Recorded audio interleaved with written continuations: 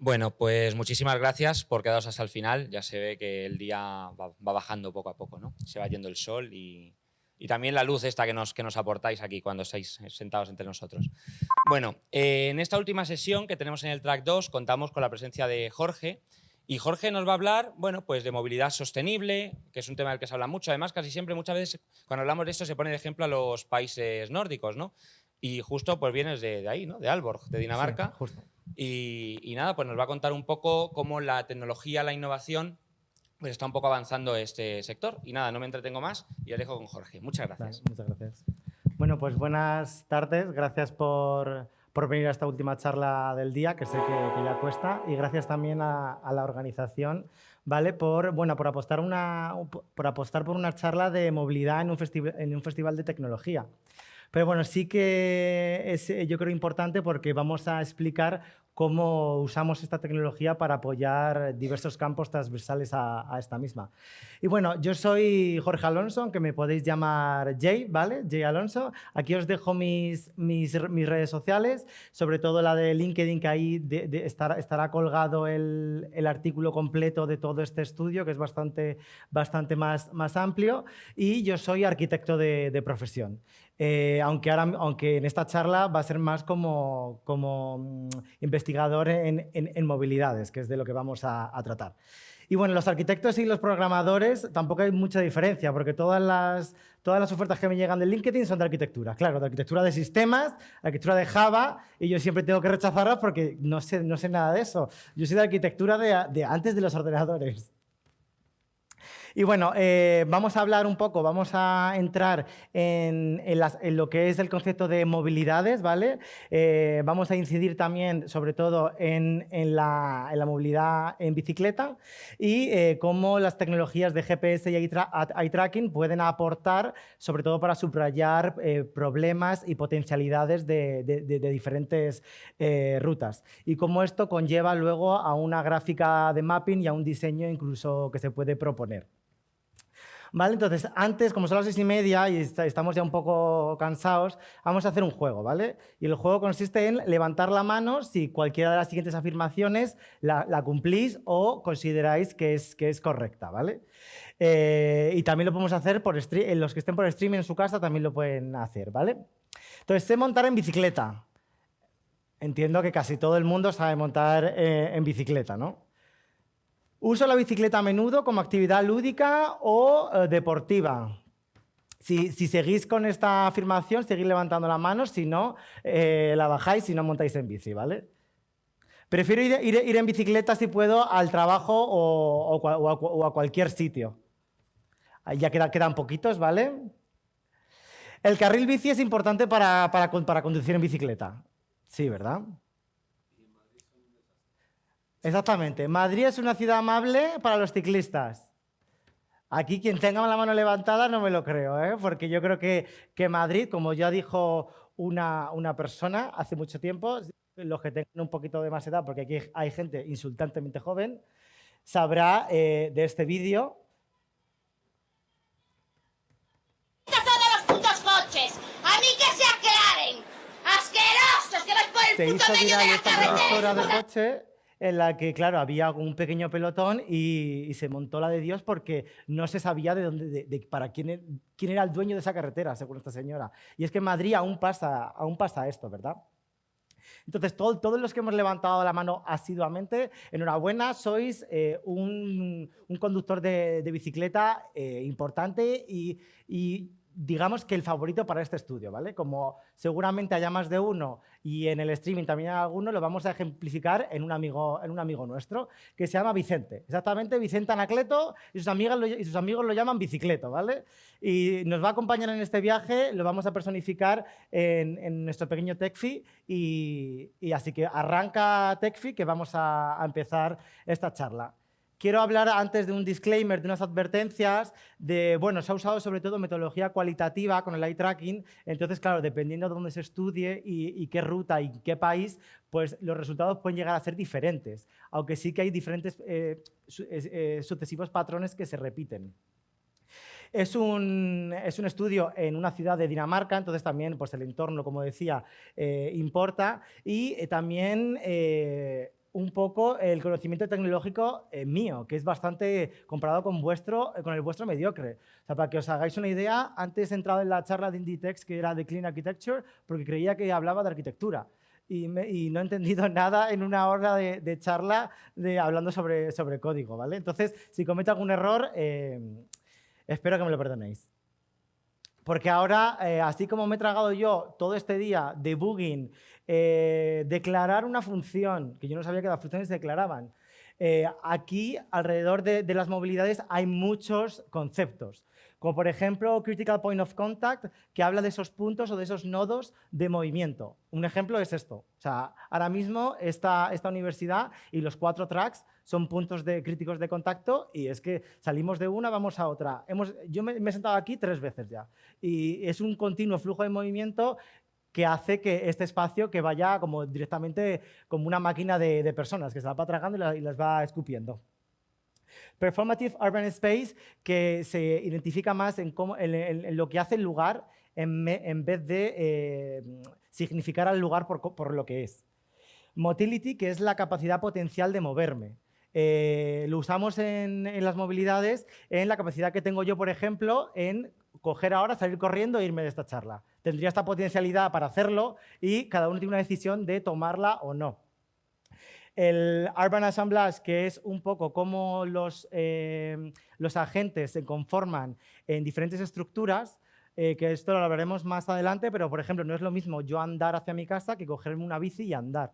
Mi manera de pensar y mi manera de moverme va a ser diferente según la estructura a la que yo esté manejada o el assemblage que yo haga conmigo mismo. Luego también hablaremos, es importante para las movilidades, el concepto de lugar o no lugar. Para nosotros, lugar conlleva como una especie de sentimiento o experiencia o algo que nos recuerde, mientras que el no lugar puede ser una especie de espacio inocuo y vacío en el que no recordamos o no tenemos la capacidad de que nos afecte sensitivamente.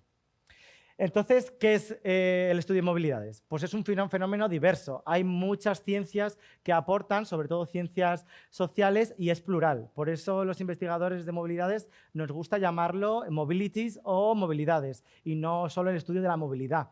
Porque además no es hablar de flujos todo el día, sino es hablar de flujos y la quietud, o sea, los espacios donde no hay movimiento y los espacios donde hay movimiento y cómo se generan estas estructuras. Además hay que añadir que todo esto nos movemos y relacionamos en una sociedad en movimiento influenciada por un poder, por un territorio, por una identidad. No es lo mismo moverse en Madrid en bicicleta que moverse en Groningen, Holanda, por ejemplo, que es una ciudad muy apta para bicicletas. Aquí, por algún casual, no sé, habría que preguntarle a Almeida, no se puede mover casi en bicicleta. Tienes que, cada día es sobrevivir a que no te atropellen.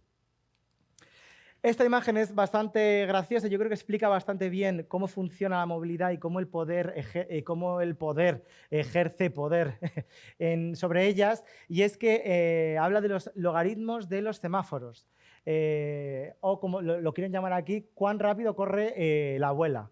Pues hay algunas ciudades que los logaritmos van muy rápido, entonces las personas tienen que correr mucho más deprisa para cruzar la misma distancia en el paso de cebra. Entonces, aquí hay una pregunta de qué sale antes. ¿Quién crea antes, el logaritmo del semáforo o estudian la movilidad de esa ciudad y la rapidez de los viandantes? Entonces, bueno, nuestro amigo Tecfio Bicicleto nos comenta que movilidad es algo más que ir de A hacia B. Vivimos mientras nos movemos. Y es que esto es uno de los pilares grandes de la movilidad, que no es me voy de aquí a aquí. Hay mucho más que ver con ese movimiento, ¿vale? Lynch y Hack hablaban de que cada vez que nos movemos hay diferentes efectos sociales y estéticos que se deben considerar. Que estos efectos ocurren cuando la gente va a pie y cuando la gente va en otros sistemas, como puede ser por coche, que hay veces que se nos va de la mente que los coches los conducen las personas. Y hablamos como de la conducción y de los coches como si fuesen entes independientes. Pero al final es un urban assemblage entre una persona y un coche. Y esto no es más que, por ejemplo, cuando hay un pelotón, cuando se mueve el pelotón de cabeza, siempre hay como un efecto en el que todo el mundo se va moviendo, y esto nos pasa también cuando vamos por la calle. En Gran Vía, en plena Navidad, tú vas andando y tienes que anticiparte a los movimientos de la gente y generar como una especie de ósmosis o lenguaje no hablado en el que tú te vas cruzando la gente y cambiando y sabiendo que esta persona se va a mover. Es como una confianza ciega y una especie de baile sincronizado. Porque esto es uno de los pequeños spoilers, todos somos unos perfectos bailarines, porque andamos y no nos chocamos con la gente y sin gritarle que se aparten. Entonces, esto es, el estudio de movilidades quiere hablar sobre que la movilidad habla de estructuras sociales que residen en nuestra cabeza y de cómo hablamos con las otras personas y cómo nos relacionamos sin ni siquiera hablarlo. Y esto, bueno, quería hacer un pequeño guiño porque igual no es que sea una de las pioneras, pero vamos, Bad Gyal dijo en su canción Fiebre: cuando yo te bailo sé que tú te vuelves loco. Y es que esto prácticamente es movilidad, porque ella sabía que un movimiento o un performance social iba a generar un desencadenante. Porque se ve las movilidades como un escenario, y yo creo que es otro de los pilares a tener en cuenta.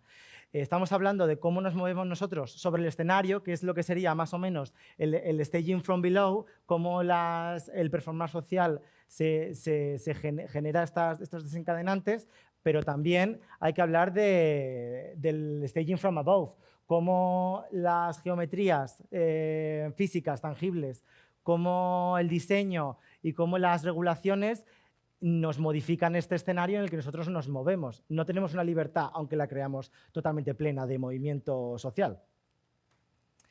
Y ahora, para entrar un poco ya más en lo que es el movimiento de las bicis, está en aumento. Sobre todo desde la pandemia, la gente quiere montar en bicicleta, quiere poder moverse libremente y sentir esa libertad que te da este medio. Y aquí aparecen también otros tropecientos mil conceptos que no os preocupéis, ahora no voy a entrar ahora mismo, pero vamos a ir desengranándolos un poquito. Bikeability habla se creó en el 2013, habla de un índice que crearon para representar o medir o cuantificar cómo de buenas o malas eran las rutas de bici. Hablaban de la ruta, de la conexión, de la topografía de la misma, la densidad, la seguridad, si era directa o no, y del propio diseño. Luego hay algo a tener en cuenta, sobre todo en el análisis que hicimos, que fue el Senscape. Que el Senscape es el paisaje sensorial que le pasa a todo el mundo que se mueve. Todo el mundo, cuando nos movemos, ponemos los sentidos sobre ellos y nos afectan, tenemos unos inputs sensoriales que nos afectan a nuestro devenir de la trayectoria que hagamos, de ese movimiento de A hacia B. En cuanto al soundscape, los investigadores hablaban como de 3 puntos claros, que son el keynote, que sería como un sonido, un ruido blanco. Si ahora nos quedamos en silencio, seguro que sería los focos, las luces, esa especie de ruido blanco. El soundmark, que es los sonidos que la gente reconoce, como por ejemplo ahora mis palabras, que están entre vuestras cabezas y estáis entendiendo lo que voy diciendo. Y la señal, que sería un poco el attention whore. Si las alarmas, los coches, los claxon, los ruidos de camiones sobre todo, esto sería lo que son las señales. En landscape entraríamos en un territorio un poco más fangoso porque, claro, se ha definido landscape desde la historia del arte de muchas maneras, desde un cuadro renacentista hasta una concatenación de escenas sensoriales. Pero creemos que los paisajes tienen estructuras sociales asociadas. O sea, todo el mundo sabe qué ciudad es esta. En cambio, esto no sabéis dónde está, pero sí que sabéis, podéis ligar ciertas estructuras y ciertos adjetivos a estos paisajes. Techfi, o bueno, nuestro amigo Vicente, dice que Google Maps es una forma de ecoturismo. Y teóricamente, si nos ceñimos a la teoría, exactamente. Landscape es solamente lo visual y podría ser ver París en Google Maps, podría ser una forma de ecotrismo. ¿Qué pasa? Que cuando nos vamos de vacaciones no nos ponemos una semana en Google Maps a ver París, ¿verdad? Cogemos un avión y vamos a París a verlo. Esto es lo que queremos tener en cuenta en lo que es el landscape. Es una cosa más de disfrutarlo en movimiento y no de verlo tras una pantalla. Smellscape es una cosa un poco más difícil de representar y de mapear. Por eso he puesto este ejemplo también de París, que es el diseño que hizo Haussmann, que París estaba llena, abigarrada de edificios, horrible, o sea, olía a cloaca, y lo que hizo Haussmann es reventarla, hacer avenidas de un lado para otro, radiales, y es una propuesta de urbanismo en la que el 100% de la visión era mejorar el paisaje sensorial de olores de la ciudad. Por último, el Touchscape habla más de tocar, ¿no? De lo que llamamos el sentir de la tierra, el groundedness. Y esto habla Ingold, que es un investigador, habla que cuando nosotros andamos con los pies, pensamos con ellos.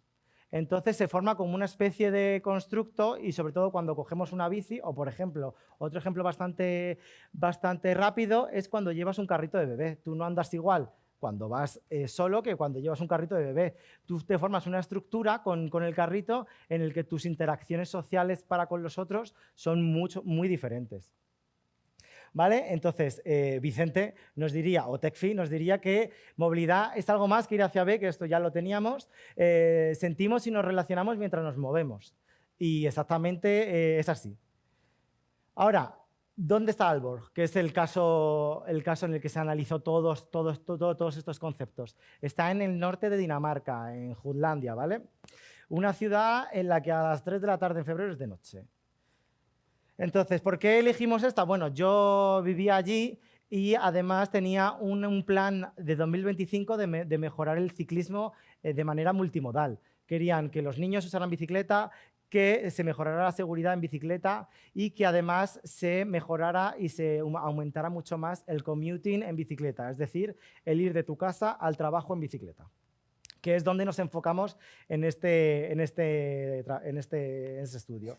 Además, nos enfocamos en el puerto oeste de Aalborg, porque estaba a 8 kilómetros de la ciudad, y tenía también un plan de crecimiento, que para 2025, que coincidía con el plan de bicis, iba a aumentar de 14.500 de tráfico anual a 20.000. Teniendo una capacidad cúbica de 462.000 y 2.350.000 toneladas. O sea, una burrada. Es decir, en 7 años iba a generar muchísimo empleo.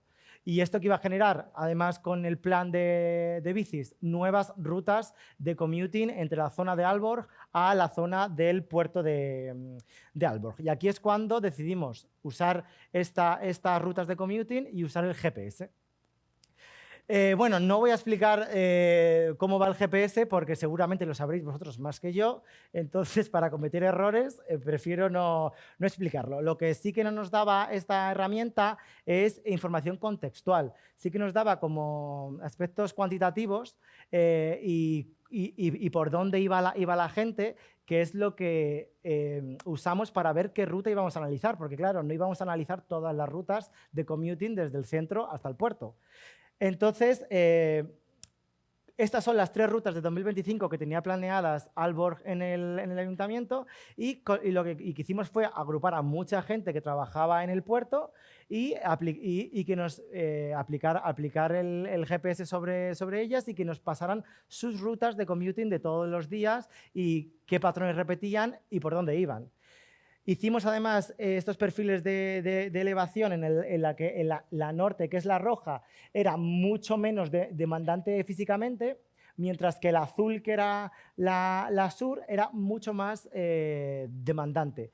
Pero ¿qué pasaba? Que el 80% de la gente que hacía commuting iba por la sur. Prefería que tardar un poquito más o que fuese más demandante físicamente, pero no ir por la norte porque aquí se agrupaba en la costa toda la industria de Portland, lo que es de cemento, y prácticamente decían que esto era un terreno apocalíptico. y que preferían ir por aquí, que había zonas más rurales, incluso zonas, hay una zona con un estanque y un molino negro que les apoyaba mucho más en este camino que iban a repetir todos los días hasta que se les acabara el trabajo, claro.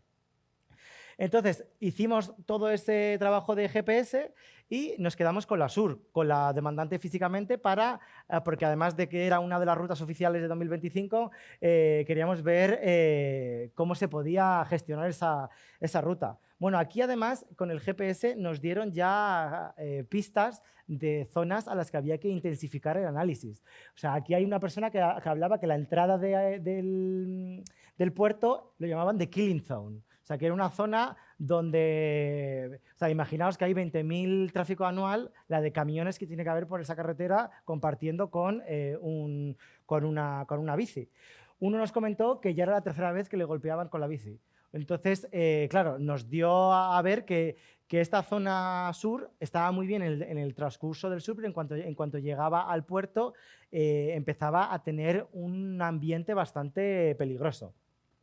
Entonces, acabamos definiendo la ruta. La ruta azul sería lo que es la oficial de 2025 y gracias al GPS pudimos saber que había desvíos que hacía la gente. Entonces, estos desvíos también los queríamos meter en análisis. Uno de los análisis primeros fue hacer igual la elevación y se volvió a repetir aquí el mismo patrón, que algunos de los desvíos eran más demandantes físicamente y costaban más porque había más cuestas, pero la gente los usaba porque su percepción era mucho mejor.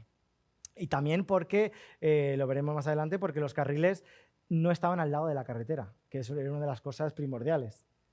Entonces acabamos con esta decisión, porque nuestra decisión en este estudio no era decirle al ayuntamiento: os habéis equivocado, esta no es la ruta que tenéis que elegir esta por este desvío, sino identificar los problemas e identificar la potencialidad que tenía la ruta y ver qué se podía mejorar, ¿vale?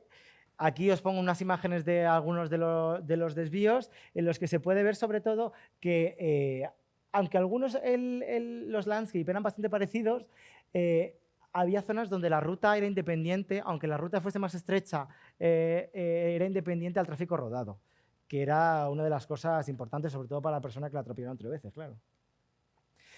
Y llegamos a unos spots que son como las zonas importantes donde aplicamos además el estudio de eye tracking, porque no lo íbamos a aplicar en toda la ruta, porque además al ser una tecnología a entorno abierto, si había mucha luz o estaba muy nublado y era una luminancia muy clara, el experimento del eye tracking se iba fuera.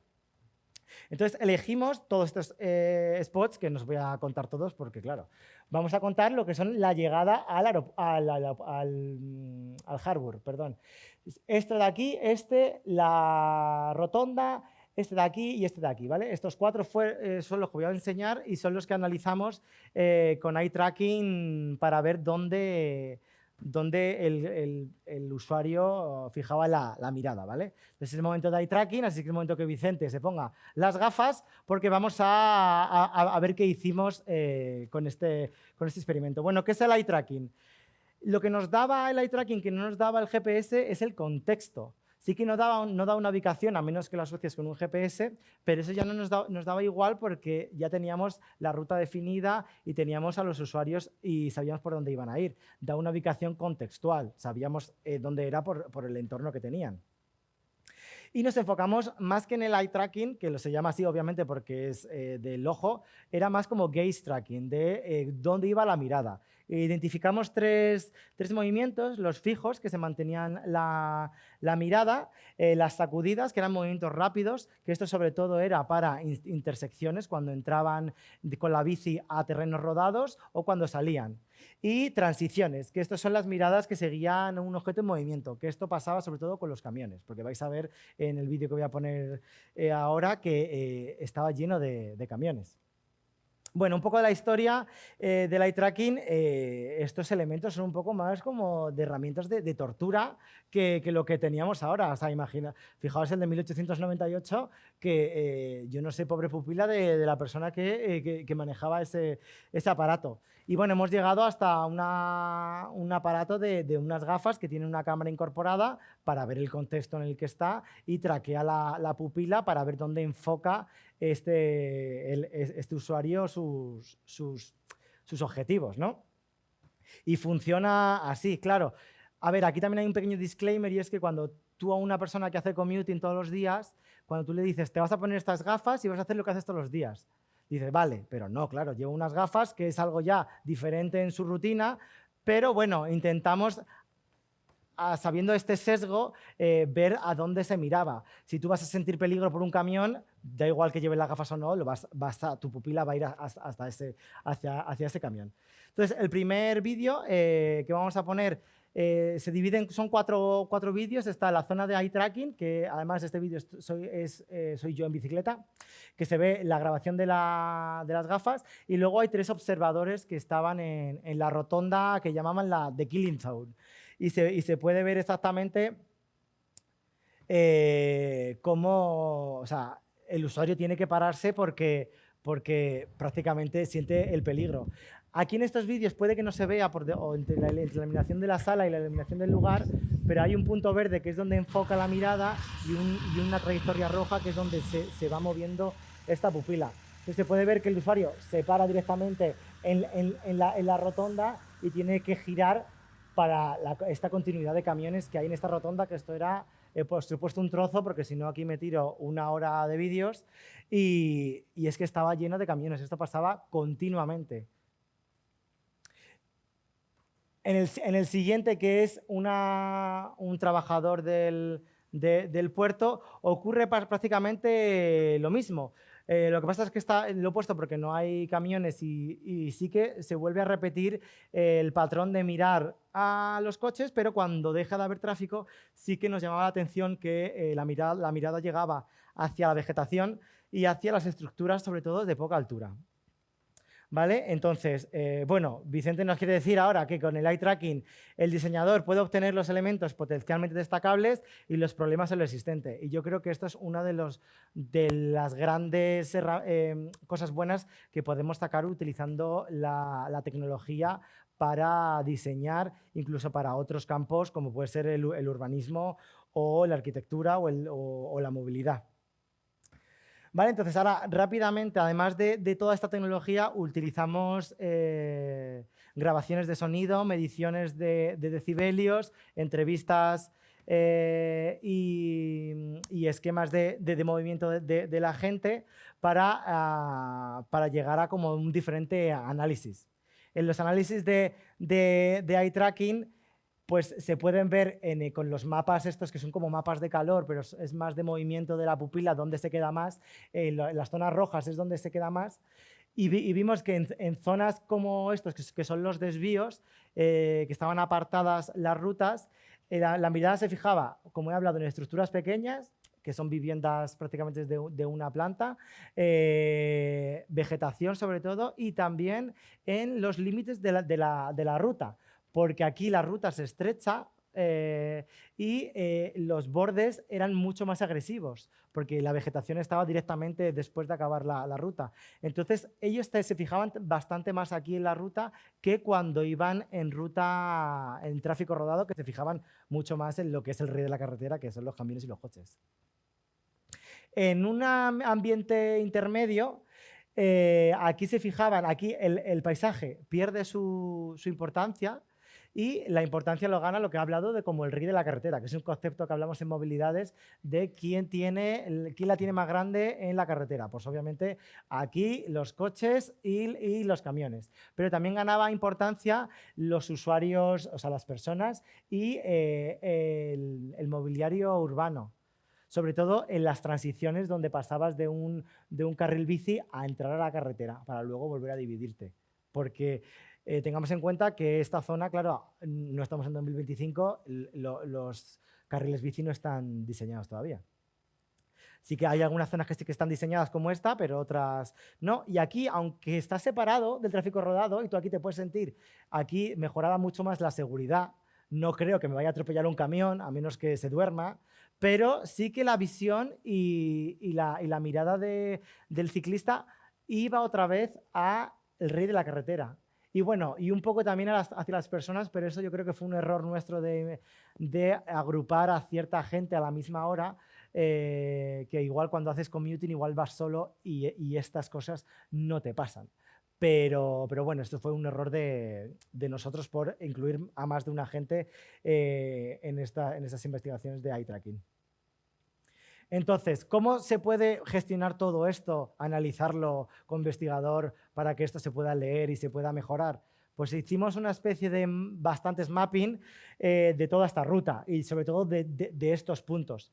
Que vamos a hacer estos 4 puntos, que es como lo que he hablado, e hicimos como una especie de mapping para que todo el mundo lo llegara a entender y no fuese una cosa arquitectónica inentendible, en el que aparecen estos nodos, aparecen los análisis de sonido y todo lo que hemos hablado de los Senscape, los Critical Point of Contact, que estos nodos serían para nosotros lo que hemos hablado como Critical Point of Contact. Y aparecerían estas zonas verdes o rojas según los análisis y según lo que hablaban los propios commuters, los propios trabajadores del puerto. Entonces, este sería la dichosa rotonda en la que ahora comentaremos un poco el plan de diseño. Este sería el tercer punto y como veis, siempre ocurre que cuando el camino aparece con tráfico rodado, la percepción es muy negativa. Por eso, prácticamente siempre acabamos eligiendo los desvíos a excepción de esta zona, que es que no había desvío. Para llegar a esta zona, a la fábrica de Siemens, que es la que está aquí, que es una fábrica enorme, había que llegar por aquí sí o sí. Entonces había zonas que es que no se pueden mejorar en términos de movilidad porque, como hemos comentado antes, el poder, la entidad y el territorio nos imponen unas cosas que es imposible, a menos que creamos una estructura totalmente ajena al tráfico rodado. Se hizo un mapping de superficies con este sentimiento del touchscape en el que las zonas terrenales, o sea, con tierra, no afectaban mucho o sea, les gustaba incluso sentir como esa zona terrenal y no más como si fuese otra vez en el tráfico. Rechazaban un poco los pavimentos similares al tráfico rodado, yo creo más como con un constructo social que por otra cosa. Se hicieron mappings también un poco con las conclusiones de los smellscapes y de los soundscape y un mapping un poco más, no sé si alguien conoce a Kevin Lynch, que es un investigador que hacía estos dibujos de estructuras, de nodos y de superficies, porque muchas de las rutas pasaban por zonas puntuales que eran puentes. Sí que son, 10 segundos de cruzar bajo un puente. Pero bueno, hay que tener en cuenta que en Dinamarca se trabaja hasta las 4 o 5 de la tarde, no mucho más, pero a la vuelta ya es de noche, en febrero. Entonces, el sentimiento de seguridad empeoraba en estas brechas que teníamos aquí. Y bueno, cuando llegamos a la zona industrial, estos bordes eran mucho más agresivos. Bueno, ya está, parece que está acabando TechFi y entonces estoy acabando yo. La tecnología es una herramienta indispensable en nuevos enfoques para cualquier diseño y yo creo que sí, sobre todo para nuevas perspectivas del diseño y para no acabar haciendo un diseño anclado en lo pasado y en lo que se cree. Y con ello vamos a ir a lo que se propone en Dinamarca. Esta es la zona, la rotonda de la muerte. Este es como estaba y como está todavía. Ahora mismo en el que se comparte ruta con el tráfico rodado. ¿Cuál era el diseño que se proponía en 2025? ¿Qué hacían? Sí que añadían un tráfico de bicis, pero muy listos ellos lo que hacían era añadir 2 carriles más de camiones. Porque claro, ¿qué aportaba más? Que añadir 5.000 de tráfico anual del puerto y además, check, tenemos el carril bici para los commuters. pero el choque de camiones y bicicletas seguía estando, porque al fin y al cabo, para cruzar, tú tenías que cruzar este camino que pasaban camiones, cada 3 minutos pasa un camión, desde las 8 de la mañana hasta la 1 de la tarde. Entonces, y es muy difícil proponer algo aquí. Una de las propuestas podría ser, ahora sobre todo que está muy de moda, sobre todo en países nórdicos, son las autopistas de bici, ¿no? Entonces, se propuso, obviamente rechazado por el Ayuntamiento de Aalborg, una autopista puntual en esta zona, porque sí que se podían ya resolver zonas como el 60% de la ruta mediante desvíos o mejorando ciertas capacidades de esa ruta, pero esta rotonda inevitablemente había que generar una estructura o mediante un túnel o mediante un puente. Nosotros creímos que la mejor opción era un puente porque además a esta estructura se podía asociar un smellscape, un soundscape y un paisaje sensorial asociado a ella que te evadía de estar mirando a los camiones en todo este recorrido. Bueno, creo que Vicente ya ha llegado al destino, o Tecfi, pero lo importante no ha sido llegar, dice, al camino, ¿o no? Claro, o sea, ¿qué preferís vosotros? Y es una pregunta que hago. ¿Prefieres llegar antes a vuestro trabajo, en el caso de que vayáis en bici, o que tu experiencia en este camino sea mucho más placentera? Claro, lo vamos a hacer todos los días de nuestra vida mientras tengamos ese trabajo. No sé qué preferís, si mejorar ese recorrido o que cada día intentar sobrevivir a que los camiones no te atropellen. Quiero también acabar con unas breves anotaciones sobre el pasado y el futuro de las movilidades, y es que las movilidades no es algo nuevo. Ya en los 70 hay el urbanismo, por ejemplo aquí Hilbersheimer propuso en los 60 la ciudad del coche. O sea, todo esto son carriles de coche y a las personas que nos den y las ponemos a 7 pisos arriba a tragarnos la polución. Y en la misma década, Prada Paul, que es un arquitecto español, hizo la Instant City, que es un sistema de crecimiento que según se iban creando estas viviendas se podía crecer de una manera u otra, según los usuarios quisieran. Y totalmente, son dos extremos de una misma perspectiva y que hace ver que el estudio de movilidades no es que ahora nos dé por lo ecológico y por movernos bien, sino que esto ya importa más ahora. Y lo último que quiero decir ya para acabar es que las movilidades se modifican con el pensamiento. Al fin y al cabo, el lenguaje y el pensamiento modifican nuestra sociedad. Así como cuando no había imprenta y los pensamientos iban de boca en boca, no se podía tener un pensamiento muy extenso en la sociedad. Cuando empezaron la realización de los libros y los grandes pensadores, ahí se generó. Y cuando empezó el Internet y a dividirse, empezó a distribuirse esta sociedad moderna. Y ahora que yo creo que estamos en una sociedad hipermoderna, en la que si en el segundo 1 del vídeo no me gusta, lo puedo pasar. Incluso ahora hay vídeos, no es que sea uno, es que tenemos 2 vídeos en TikTok que vemos 2 cosas a la vez. O sea, creo que esto va a modificar nuestra capacidad de pensamiento y con ello nuestra manera de movernos, ¿o no? Entonces, espero que os haya gustado este último viaje y, bueno, si queréis seguir en movilidades, nos seguimos, porque siempre podemos montarnos aquí y pedalear. Muchas gracias.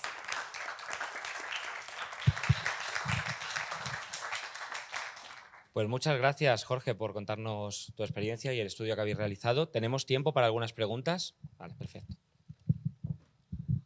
Hola, ¿cómo estás? Gracias por la charla. Gracias a ti. Te quería preguntar si en el estudio que estaban haciendo solo habían contemplado bicicletas de tracción manual, digamos, o también había bicicletas eléctricas o incluso patinetes o incluso otros medios de transporte como, no sé, patines en línea o skates, demás.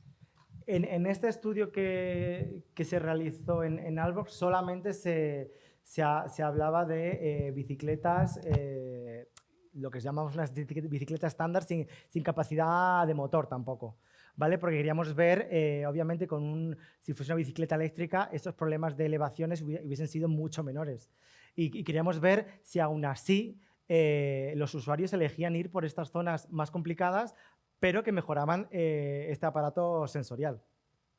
Pero sí, y solamente tuvimos en cuenta este modo de moverse. Pero sí que hay una amplia gama que se puede estudiar porque cada aparato o sea, la bicicleta o usar un patinete te va a conformar, de lo que hablábamos, un assemblage diferente con tu cuerpo y te vas a mover diferente. Entonces eso va a representar unos patrones de movimiento y sociales diferentes también. Sí que yo creo que seguramente se coincidiría en ciertos patrones como la seguridad, o sea, porque aquí sobre todo se incidía en que había una confrontación de tráfico rodado con tráfico de bicicleta, y si hubiese sido en patinete, yo creo que igual hubiese sido hasta más acusable, porque yo creo que cuando vas en patinete te sientes más incluso expuesto al exterior, pero sí que hay un mundo todavía por investigar y por pensar de estas cosas. Sí que estaría muy interesante, más que nada en estas bicicletas, usando los docks, porque en Dinamarca casi no se usan. Pero, por ejemplo, en Madrid o en Barcelona hay muchos estudios que hablan de dónde están las zonas de dock y cómo se mueven mediante estos dock. En plan, dejas la bici o la dejas, porque es que en Dinamarca casi todo el mundo tiene sitio en su casa para guardar la bici. Yo aquí en Madrid no tengo sitio para guardar la bici. Entonces tengo que usar, y si vivo muy lejos, claro, hay un problema de que yo no puedo llegar al trabajo en bicicleta a menos que me levante a las 5 de la mañana. Y sí que sería interesante ver cómo esto cambiaría si en vez de esos critical point of contact empiezan a ser también, pues es que tengo que moverme primero para coger la bici y luego hacer el caminito. Y luego ir al trabajo desde la zona donde dejo la bici. Nada.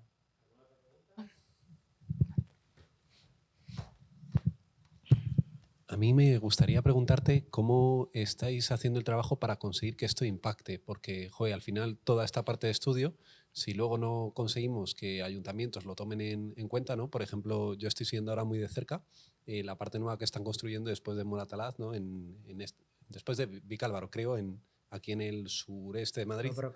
Exacto, y que no parece que no le están prestando mucha atención a la parte de movilidad, sino que están poniendo vivienda y punto. Entonces, si todo este estudio luego al final no se aplica a esa parte, no solo es que digas, oye, es que en lo ya hecho ya está, sino si ni siquiera en lo nuevo nos ponemos con esto y cómo estáis intentando hacerlo. Claro, a ver, es que aquí como hay varias partes a tener en cuenta. La primera es que los estudios de movilidades han empezado a tener importancia relativamente hace poco. O sea, hay muy pocas universidades que den estudios de movilidades y estudios urbanos con esta teoría. Sí que hay muchos de urbanismo, de paisajismo, pero no con esta teoría de poner el foco en el staging mobilities, de lo que pasa arriba y lo que pasa abajo y cómo se efectúa esto. Y al fin y al cabo es como todo, o sea, se propone una cosa más pensando en la experiencia del usuario, pero es que lo que da dinero son los camiones y el trabajo del puerto. Entonces, para cambiar algo, tiene que pasar que muchos pequeños estudios de esto empiecen a tener importancia. Entonces, hasta que no empiece a tener importancia esto, es difícil que cambie. Entonces, hay muchos ensanches. En el ensanche de Vallecas, por ejemplo, aquí se hizo la urbanización para no sé cuántas mil viviendas y, claro, luego estuvo una década que prácticamente eso era un aerial. Entonces, y además decían, no, es que está bien porque hemos pensado en el urbanismo, y luego no piensan en que llegan los olores de la zona sur, no me acuerdo cómo se llama, pero en Vallecas cada mes y medio hay un día que huele, es que yo vivo por ahí, entonces un día que huele horrible porque está las zonas estas de basuras enterradas, que ahora mismo no recuerdo cómo se llaman. Pero es difícil. Entonces, pero sí que hay igual en algunos pequeños sitios se están consiguiendo. Por ejemplo, las Superillas de Barcelona, que están generando como zonas donde había un tráfico rodado impresionante, las están peatonalizando y están generando una especie de, como en el juego urbano en el suelo, generando zonas para ganarle zonas de peatonalización. Vigo, por ejemplo, o Pontevedra son una de las ciudades más peatonalizadas yo creo que del mundo. Y eso viene un poco o de donde viene y también de los juegos de poder y economía que hay en esa ciudad. Genial, muchas gracias. ¿Queda alguna pregunta más? ¿No? Bueno, pues si es así, Jorge, muchas gracias. que voy a entregar el último Vicente Anacleto del día Hombre. que tenemos por aquí. ¿Vale? Gracias. Gracias.